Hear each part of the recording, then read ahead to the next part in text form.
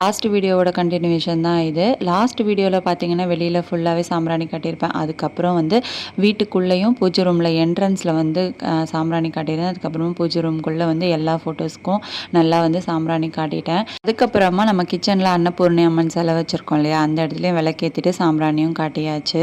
அங்க வந்து நல்ல ஒரு வைப்ரேஷன் கிடைக்கும் கிச்சன்ல இந்த மாதிரி ஏத்தும்போது. வெளியில வந்து நல்லா சிம்பிளா ஒரு கோலம் போட்டுட்டு தான் இது பண்ணியிருந்தேன். ஏன்னா காலையில பூஜை பண்ணல. சாயந்தரம் தான்னும்போது கொஞ்சம் ஒரு 15 மினிட்ஸ்ல கடகடன்னு எல்லாத்தையுமே ரெடி பண்ணியிருந்தேன்.